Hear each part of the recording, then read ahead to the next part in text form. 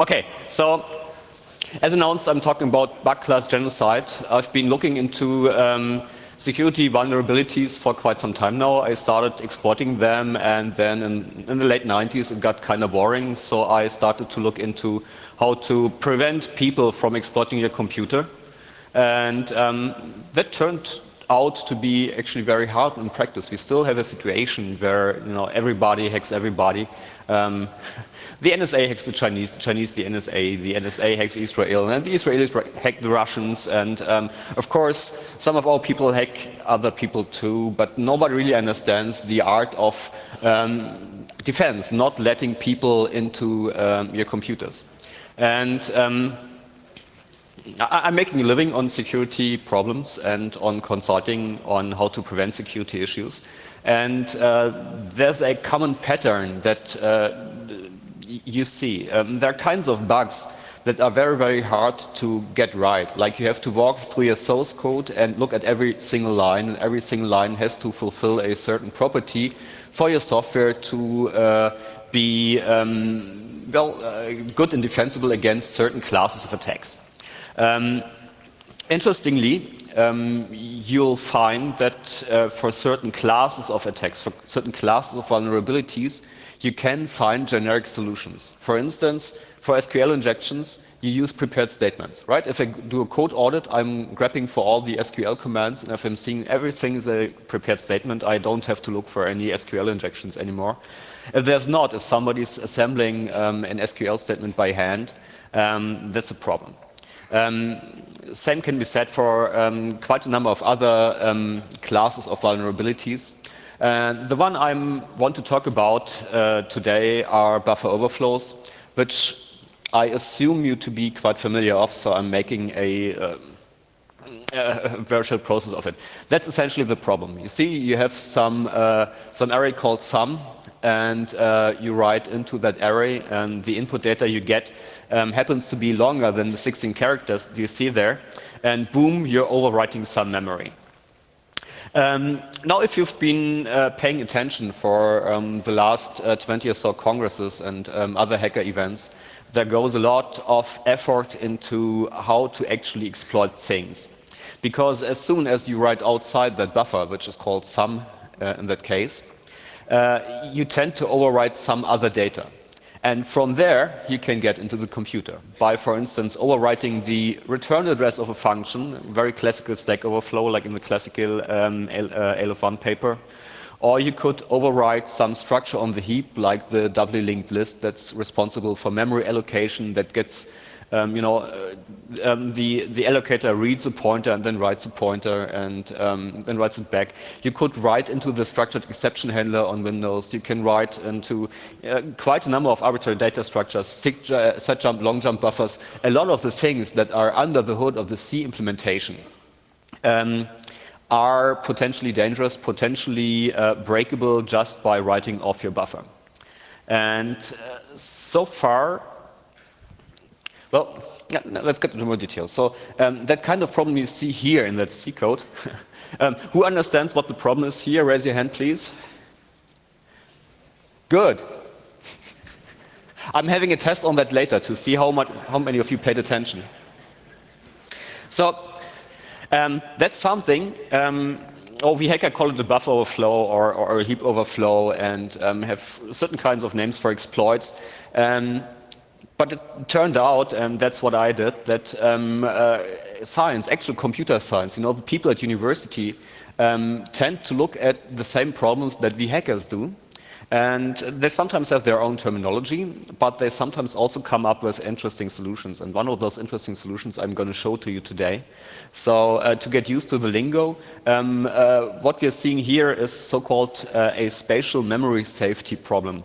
Spatial because you're in the wrong part of the address space. You write somewhere you're not supposed to write to. Right? So spatial memory safety. There's also temporal memory safety. That's that. And Essentially, you access memory that has been freed, and then you free it again, etc., etc., or you allocate another object and you write into that. Essentially, what happens is that whatever you write to is no longer what you expect it to be. So usually in the case of an allocator, if you call free, then instead of the object, you will have the set of pointers that link the free memory buffers. So freeing them again or malloc something will chase those pointers and start writing things into your address space. And that usually leads to all sorts of unpleasant situations of overwriting the instruction pointer and giving you code execution one way or another. So that's called temporal memory safety in the lingo of scientists.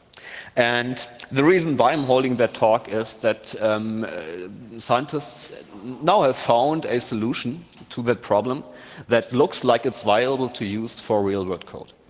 So, as I said, I've worried about that problem for quite a long time. There are a number of existing approaches towards the problem. One that if you remember my talks, if you remember what I'm doing, looked very much into is the first point: use a safe language. Don't write in C. So if you,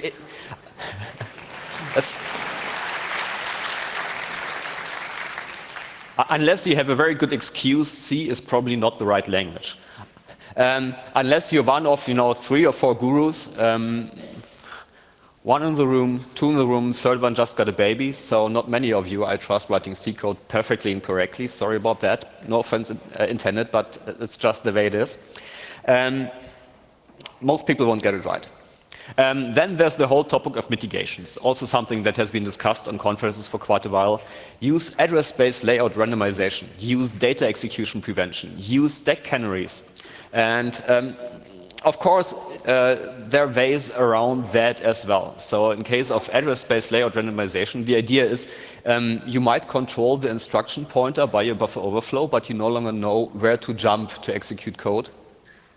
Modern exploits use techniques to circumvent that, for instance, finding another vulnerability. So in the old days, you had to find an overflow, a write overrun in memory space. These days, you usually have to find a read vulnerability that gives you read access into the address space of the program you want to attack. Because as soon as you can start reading out parts of memory, you can figure out where things are. So you can circumvent ASLR by reading out the right address. Or you can do what many people do, use heap spraying. It's very popular if you attack a browser. You just have a piece of JavaScript that generates a gazillion copies of your exploit code all over the address space, and essentially you no longer care where you jump to because it will hit your exploit and with a very big likelihood. DEP, data execution prevention. Also in the old days, if you wrote an exploit, you would have that section of memory on the stack, and you would just put the code you execute right into the very same buffer that you overflow. And you would, when then controlling the EIP, the instruction pointer, and the stack frame, you would point it back to the beginning of your buffer, and in that buffer, there are your instructions, and you just execute them. And so some smart people thought, well, we could make the stack non-executable. That will certainly help. Until at that very conference here, people started playing around with what later became known as return-oriented programming. So instead of jumping to your own buffer with code, what you have in your buffer is just a lot of stack frames that actually jump to pre-existing code in the executables. And instead of jumping to your code, you're just looking for a couple of bytes in the program you're attacking that are executable already. You jump there, it executes code, and you're done. You can chain that by chaining stack frames in the buffer you write. So data execution prevention can be worked around. Stack canaries. People thought, I have that buffer, and next to the buffer is my stack frame with the instruction pointer address that I want to control. Well, we put a magic value in here, in between the buffer and my stack frame.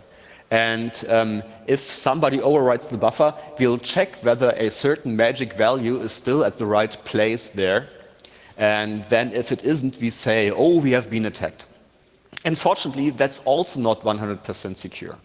Two ways to get around it. First one I already mentioned. If you get read access into the address space, you can find out what the value of the stack canary is and use it. There was a very nice example that FX showed on a Cisco, where you would send an ICMP echo request to a box, which was 20 bytes long. But in the header it says, I'm 1,500 bytes long. And Cisco takes the packet, receives it, sees in the header 1,500 bytes. I'm going to send back 1,500 bytes of my memory. Boom, there you go. Canaries. So stack canaries, they're nice and everything. You can do what Linux did and fuck it up. So for something like the last 6 or 7 years, was fixed half a year ago, when you statically linked an executable, Linux would choose the magic value of 0 for the stack canary. Lots of things that can go wrong there. So, well, Fefe complains that it's just glibc on Linux that does it wrong. Diglibc gets it right.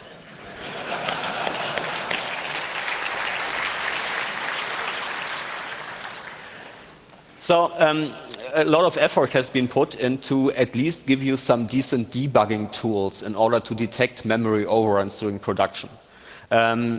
Most of you probably have heard of Valgrind. It's one of the more popular tools. Essentially, you link a debug version of your program with Valgrind, then run all of your tests, and Valgrind does a lot of things behind the scenes to find out whether you write to memory you're not supposed to write to or not. There have been other ones. The most recent versions of GCC and LLVM ship with something that's called a memory sanitizer that tries to do the same thing. There's the SafeCode project, Secured, SafeC, Cyclone, etc., etc., etc. Some of them are, after-the-fact debugging tools. Some of them actually hook up into your compiler to change things to detect memory flaws. There are, in those approaches, two principal ideas how you detect a buffer overflow, how to detect an invalid memory access. And the first one is the so-called object-based approach. So just for your reference, the notation I'm using here is black is the code that the user actually wrote, and red is the code that was inserted by the tool you're looking at to find your buffer overflow problems. So red is tool injected, black is what the programmer wrote. So the general idea is, in the object-based approach, is that for every object in memory, you know whether that's a valid object or not. Which translates into, for every address in your address space, you know whether there's a valid object there or not. And all you do is look up whether the address is good or not. So if you look, for instance, at Valgrind, the Valgrind memory profiler, what it does, it keeps a so-called shadow memory. So for every word in memory, they have a data structure somewhere where they store a couple of bits. And those bits are, that's a correctly allocated address, and it's not even been freed yet. So they track whether that's memory that is user visible, as opposed to memory that shouldn't be user visible, like your stack frame or your long jump buffers or whatever. And so they check that and then return whether that's correct or not. So if the byte is broken because it's not user allocated memory that you're looking at, that's bad, an exception is raised. That's all nice and everything until you start looking at examples like that. Because imagine I would allocate a structure like that, then my shadow memory would say, yeah, perfectly fine, everything's allocated memory, and I'm pointing inside the structure here, and I'm not accessing memory that has been freed in between. But still, if I overflow the ID field, I run into the account balance field here. And that's something that, in general, object-based tools do not detect. There are other flaws like that, comparable flaws that it wouldn't detect. Like, for instance, you free a piece of memory, you allocate a different structure, it gets the same address, And suddenly that's valid memory again. And I start writing into memory at an address that's considered valid, even though the actual type of the structure at that place has changed. So Valgrind has a flag for that, so it will not reuse addresses. But in general, that kind of problem make 100% detection of buffer overflows using the object-based approach impossible. So there's an alternative approach, and stuff like Secure does it, for instance. And that is, instead of representing a pointer just as a word, you represent the pointer as a word, plus you remember the base, plus you remember the bound. So the base address of the allocated object and the bound of the allocated object. Why you have to do that has to do with the C standard, because you can do pointer arithmetic in C. So you can take a pointer to the beginning of a char array and add 20, and suddenly you have a pointer inside that character array, and keep on calculating with that. It's even legal to, add 100, so it points outside, and then subtract 100 again, and then access your memory, because so you might have pointer values that are pointing outside the valid range in intermediate computations and still have it a valid C program. And C programs, unfortunately, actually do that out there. So the fat pointer approach usually involves changing the compiler.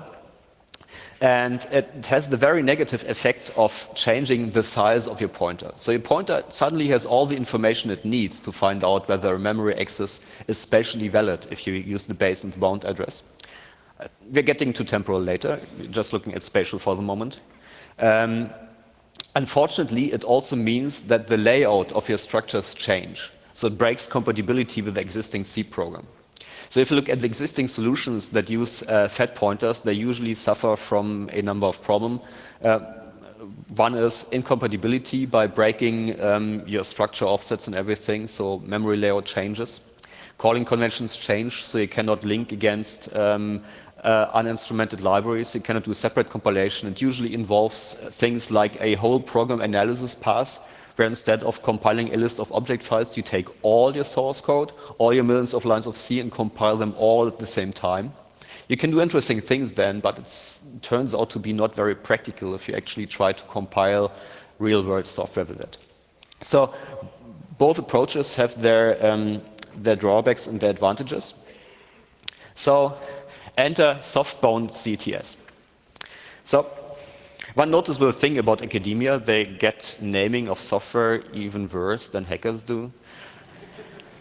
It's called soft-bound CTS, soft-bound because they had a hard-bound project before, where they researched hardware support for checking every pointer access for bounds violations, and soft-bound was the implementation of the same algorithm in software. And CTS talks about compiler-enhanced temporal safety. So we got that abbreviation. That's research that has been done at University of Pennsylvania. The soft-bound part does your spatial safety, whether we overrun some piece of memory in the spatial domain, wrong address. And CETS is the part that does the temporal safety, meaning accessing memory that has been freed, essentially, or not yet allocated. The thing that makes it interesting here is that they managed to get something that's reasonable for actual use out there. If you have ever used Valgrind, it slows down your program by a factor of 20. That's nice and everything for testing. You can do that during testing and debugging. You wouldn't want to ship something linked with Valgrind to a user. It uses disjoint fat pointers. You remember object-based versus pointer-based? So what it does to remove many of the incompatibility problems that exist with the fat pointer-based approach is that they have shadow memory, as they would have in an object-based approach, but they're only using that to store the additional pointer information. So the memory structures keep the same, stack frames keep the same, but the extra information you need is propagated on a different way. I'm getting into the details how they're doing that later. They have a proof of correctness of what they're doing, and that's very interesting. So they have a formal representation of the semantics of a subset of C, and they prove that with that transformation, no invalid access of memory can be written down without being detected. That proof has a certain problem. I'm coming back to that later, but that's already very remarkable. And it's implemented, and that's another point of why it generates very efficient code. It's implemented as an LLVM optimizer pass. So it operates on LLVM intermediate representation, which is so-called single static assignment. So no idea how many people of you ever looked into computer intermediates. It's sort of above assembler level, but below C level. And you can get that essentially by breaking down your code and taking all the big expressions.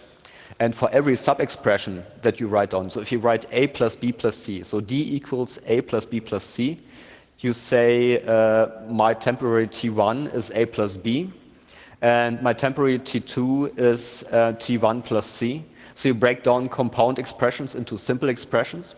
And you also do not reuse variables. You only use variables once, you assign to them, and then never change them. And the intermediate representation in LLVM is typed. So unlike, for instance, Valgrind, which just looks at the assembler level, at memory loads and stores, if we compile a program and we look at an intermediate stage, we still know what variables we access are pointers and which are integers. And so we can drop a lot of the load and store checks and only look at those checks which are actually relevant to the program. So that sounded on paper like a very promising project, and I started looking into it. Yeah, so the advantages you get is source compatibility. Some of the competing projects, you had to start modifying your C code in order to get it to compile with the tool. It gets complete coverage. It actually gets 100% of your memory safety problems and catches them. It supports separate compilation, so you can compile a library and link it against your main executable like you're used to, instead of having to compile all your C code at once. And it's got a low overhead. So at the end, something like 100%. It makes your code half as fast as it used to be. But, you know, that sounds like much. You know, if you're a C programmer and somebody says, like, I have that optimization that makes your program 3% faster, you go, wow. Then you come and say, well, and now I make it half as fast. You go, what? But then you remember that people actually use Ruby to serve web pages out there.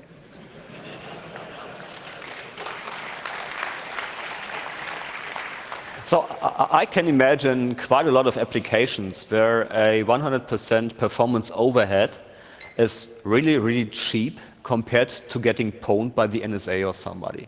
So I thought it was a worthwhile project. So what are they doing? Essentially, again, black is what the user writes, red is what the tool is inserting.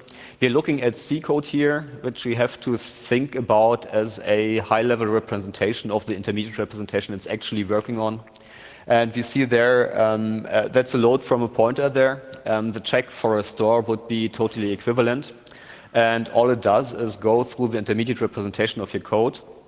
And for every pointer access, it inserts a check for the pointer, whether the base and the bound are in the right range. It involves the axis, the size of the axis type, because it might be the case that your pointer is, you know, just pointing to the end of the structure, but still inside. But if you read the whole word, then a few bytes will spill over. And yeah, 1 byte of buffer overflow are sufficient. I've seen a presentation also at CCC Congress, where an exploit was written for a 1 byte overflow, because that 1 byte overflow flew in right to the base pointer. So one could create a copy of the stacked frame a few bytes off inside the buffer and then point off of that. So the size of the thing still plays a role. The implementation of that check is pretty straightforward. Okay. Fif has been laughing. Do I hear more laughs? Who's laughing? If you're not laughing, I'm not trusting your C code. If you don't see that, you're not supposed to write security critical C code. Because, you know, they have their formal proof of correctness of their algorithm and everything, but then they insert all the right checks to find 100% of the buffer overflows, but then they get the check wrong. What's wrong with that check? You know? The addition of pointer plus size might overflow. So you have to check for that. I wrote to the authors and they said, yeah, you know, that's academic research we're doing here, and it's nice that somebody looks at actual. But other than that, it's a fine piece of software. So the research part they're doing is quite good, and I think we should do more projects where hackers look into research out there and try to liberate it into real-world existing open source software, for instance. The base and the bound value, they have to come from somewhere. That's the fat pointer I talked about. So we need to calculate them on memory allocation. So in the case of malloc, now the pointer address is the base, and the bound is the pointer address plus the size that was requested to malloc. And you know, if malloc returns null, then of course our bound is also null. If you have a null pointer gets a 0 size in the internal representation, so the check fails because the memory access will always override the 0 sized buffer. So very easy here. Stack allocation pretty much works the same. Base address is the base address of the array, and the bound is the base plus the size of the array. Very, very straightforward. This is where C is tricky, and this is why it's hard to come up with a good memory access solution for C. You have pointer arithmetic. Essentially what you do, if your new pointer is a pointer plus an index, the new pointer copies the base address of the original pointer, and it copies the bound address of the original pointer. You will notice that inside that representation, the pointer might point outside the object temporarily, but every time we do pointer arithmetic, it's recomputed, so after the next add, we might be back into the array and everything is fine.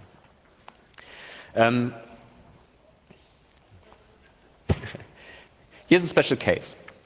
And that's the case I've talked about, that you get the address of a member of a structure and access that. And essentially what you do is you narrow your bounds to that member of that structure.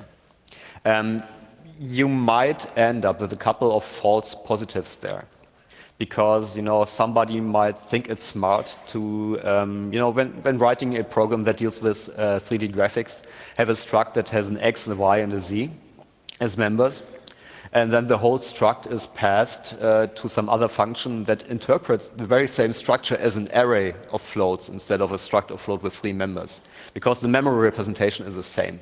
It's something we cannot tell apart here. So this will prevent overruns inside a structure. It will prevent certain kinds of dirty hacks in your C program if you decide to do them. So something we can live with. Another case of narrowing is when you access an array inside the structure instead of just an int, but it boils down to the same principle. This is where it gets interesting. We know that our pointers now have 3 values. It's the pointer value, it's the base, and the bound. And we also know that we do not want to change representation of structures in memory. So if we have an object in memory and we load a pointer from that address, we have to get our base and our bound from somewhere. So opposed to the other fat pointer implementations, softbound CTS uses a shadow space, a data structure that keeps the copies around. So essentially what that does is a table lookup based on the pointer and returning the base and bound address. There's something tricky here. You might not see that immediately. We do not use the pointer value for the lookup of the base and the bound. We use the address of the pointer in memory. Notice the 2 stars up there. We're using the address of the pointer in memory to get an index into our table to get the additional information. So instead of coupling something to the pointer value, we copy some additional information to the variable location at the end of the day that we use to keep the base and bound around. So, of course, inside the function, that's just passed in additional registers. So there are local variables that are generated during translation of a function for the base and the bound if there's a pointer. And this only applies when actually loading something from memory as opposed to getting a value that was an intermediate result of computation inside your function or something that was passed as a parameter. Storing metadata works the same whenever we write to a memory location that is a pointer, and we know it's a pointer because we're working on a timed intermediate representation in the compiler. Then we have to do that additional store. There are certain alternatives for the implementation of that store. So the thing abstracted behind the table, look up there. We could implement it as a hash table. As you can imagine, that's a very expensive operation to look into a hash table or write into a hash table every time you write or read a pointer from it to memory. You could use an actual shadow space. So when you have a heap of, say, size 16 megabyte, you allocate another 16 megabyte for your base addresses, another 16 megabyte for your bound addresses. And then it's a very simple operation, right? You do an XOR with the pointer address and you suddenly get the address of the base and the bound value. That's very fast, but it needs a lot of memory. And it turned out that after quite a lot of experimentation that the optimum data structure for that is a tree that's written T-R-I-E. Some people call it tray or pronounce it tray. Some people call it a radix tree. At the end of the day, it works like a page table system. So you take a certain number of bits from a pointer address, and that points you to a secondary table that is just a page of values. And that turns out to be sufficiently memory efficient to not be a problem, but also fast to access, because all you have to do is XOR the right things, shift things around, do a pointer lookup, and you get your table value. What it does, however, with the performance is that it introduces additional loads and stores. So from a performance point of view, you might think that the actual computation for checking the bounds is what makes the program slow, and that's absolutely totally not the case. If you think that, you haven't looked into modern CPU architectures. In a modern computer, the access time to memory dominates everything that you do on a CPU. So it's not unusual to have a 180 cycle round trip for just loading a word from RAM if it's not in cache, and all the while twiddling your thumbs. Also, you have a superscalar execution on modern CPUs, and the kind of check that's introduced for the bounds check is something that's very, very easily parallelizable. So it increases the parallelism of your software. It's more instructions that can be run at the same time. So your actual check can be distributed onto different instruction units inside your CPU. So that tends to take almost no time at all. The actual overhead you're paying is for the extra loads and stores that are done to memory here for the structure access.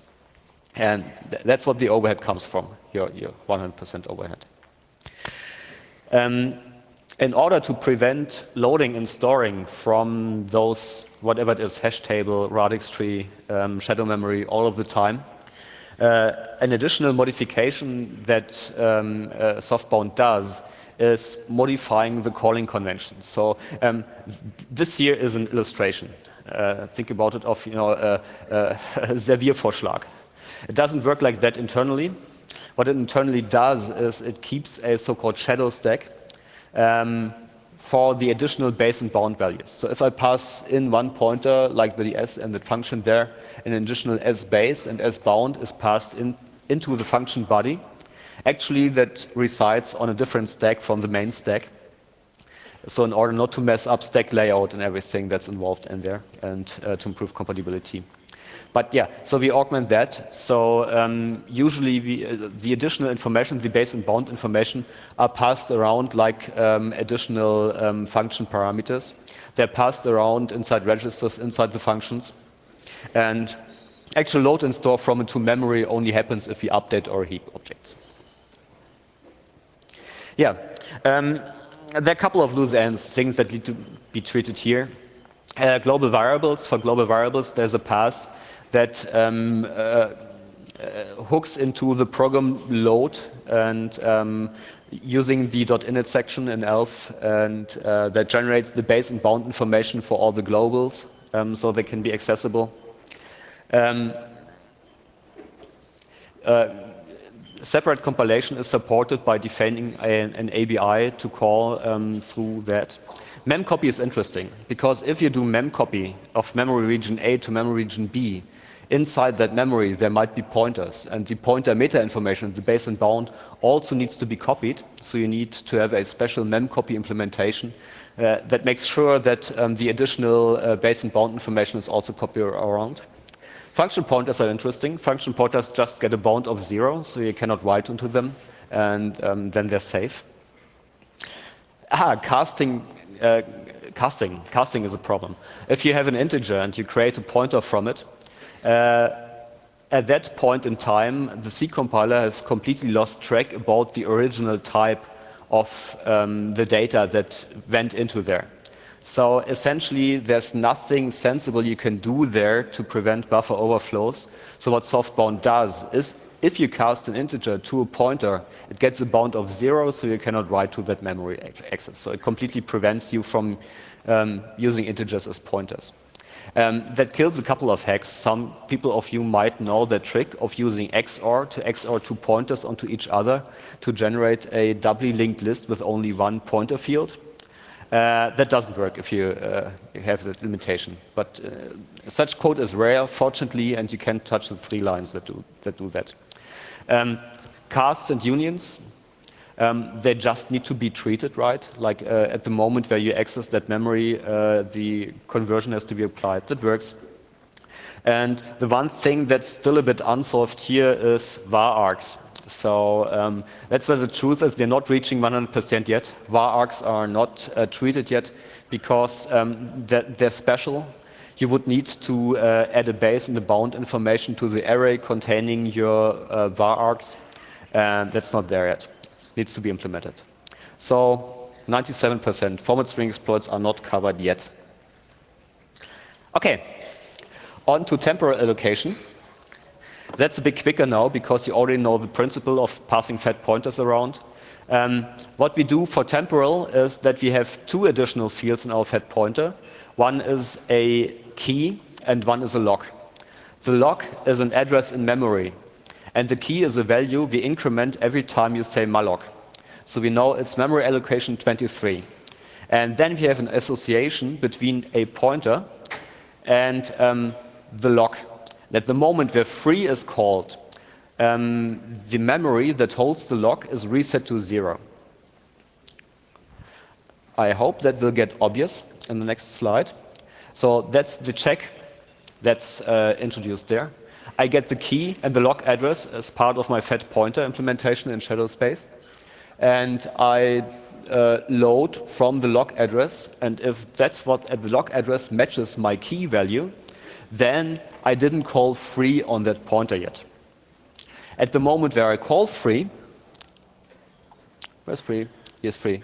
At the moment where I call free, all I do is go to my lock address and write invalid lock at that address. So yeah, as long as the key fits the lock, my pointer is valid. So for every allocation, I remember the correct lock value. And then propagation of metadata pretty much works again like the spatial checks. You've seen that all. Loads and stores. Globals cannot be freed, so we just introduce a key which is a global key and a global lock address that always match to each other, so when a global is accessed, we have a key and a lock that work. Yeah, and that will be all nice and fine unless we wouldn't have threads. Unfortunately, we do. So that's again where we don't reach the 100% yet. If you have shared state, if you have threads, if you have shared memory, it might happen that one thread calls free and the other one checks whether the lock is still valid, and you have the process switch in between. So one process sees, yeah, the lock is still valid, Then the other one gets scheduled, does the free, kills the lock, and then you're getting back to the first thread, which then accesses uninitialized memory, and we do not want to have that. So, own contribution. I'm not just telling you what people out there did, I actually did my own hacking on that. At the moment, the form of softbound CTS you're getting is a collection of patches to LLVM with their own top-level executable, and all that does is processing LLVM intermediate representation. And it also has a number of other nasty hacks, like in the compiler module, it keeps a list of libc functions, and then for every function inside libc, it comes with its own wrapper function that need to be wrapped when you want to call in there. And started around hacking with that, and it turned out to be intractable. You discover interesting things when you do that, like, for instance, that in the Linux headers, they call different functions depending on whether you enable the optimizer or not. They actually have an if-def, did the user use optimization inside that function or not, then use one function, else use the other function. And you end up with a ton of libc internal functions that you need to wrap and then recompile the compiler and work on your code, and that all led to nowhere.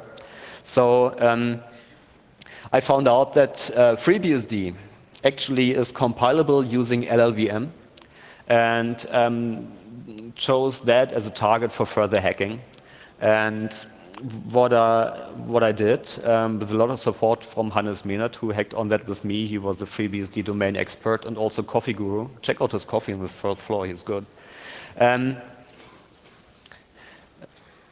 I can compile the whole userland using LLVM from scratch with every single line of code, and that's a nice support to actually start hacking on that stuff. So what I did was introduce function attributes that you can specify that turn on or turn off the softbound CTS processing for a function. The other one is, one is for saying, that's a native function like a syscall, don't do anything, it's just a C function. The other one is like, that's a string copy function, and you might want to give me your base and bound for the strings you pass, but I want to write the check myself in order not to check every single byte in the loop for high performance. That's the other attribute. We ported the softbound CTS module to FreeBSD, which essentially involved a lot of hackery with the build system in order to get the additional modules built. And then we had to walk through the startup. So everything that happens between _start, which is your ELF symbol entry into the executable binary, up until main, which is your main entry as a C programmer. A lot of things happen there. Like, for instance, all the constructors are called, thread local storage is initialized, malloc is initialized, and that's all low-level code. So as you have seen, malloc and free are essentially primitives, and you have wrappers around there that provide the correct base, bound, lock, and key values. So we had to go through that and find every single function that's involved in program startup, annotate that with the right attribute, come up with a malloc that does the right thing, wrap the malloc to give back the fat pointer values. And then we could delete about 2,000 lines of code in the softbound CTS because it was no longer needed, yay. Yeah, and actually we're at the point at the moment where a Hello World executable can be built and executed and will correctly load, come up to main, and then I have a little test function that overrides the buffer, and it correctly detects the overflow if the overflow happens, and then the executable is shut down correctly again. So I would call that a proof of concept. It's a little bit better than the academic code from a usability perspective, not much from an industrial strength perspective, but I think it's a very promising approach to that. So next steps in that will be making that clean, making sure all the functions are instrumented and work, and then start doing tests, fix some things like inlining, for instance, so that the buffer overflow check you've seen is not inlined due to the way it works.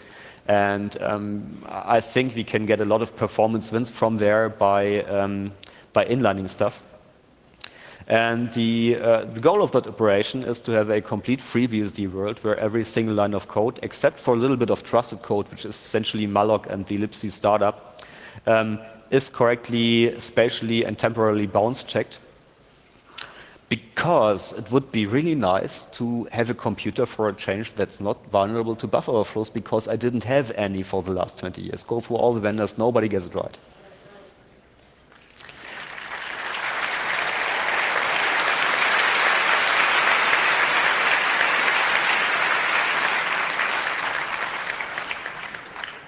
So that's links to the original source and to the GitHub with our modifications. I would like to thank Hannes Mehnert again for hacking that code with me. Would like to thank the original softbound CTS authors for being very generous with information. One tip they gave me, the spatial memory checking, they talked to Intel, and Intel is working on a CPU set extension, so we will get native instructions that do the bounds checking for us later. It's called the NPX extension, watch out for that. And generally for coming up with some awesome research. Yeah, so thanks to you for listening, and I'm open for questions now.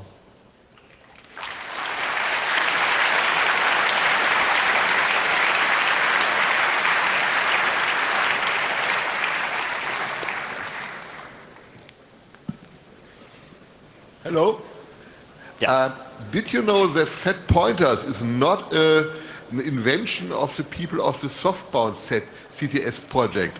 It is a word from the dark time of CPROMing on 80x86 times, when they had this model, the same model of the register, which you have to load with a 64K module. Yeah, yeah. So this is exactly the boring model of C-programming, where no Unix programming was able to compile on Unix, on MS-DOS. Sorry if I raised the idea that softbound invented that. Of course, fat pointers are old. They're even older than that. 60s hardware had it. Like you had bounds-checked pointer accesses in hardware even in the 60s. So it's nothing new. It's just that that particular hack allows us to run real-world existing C code on real-world hardware these days. So I think that's what makes it unique.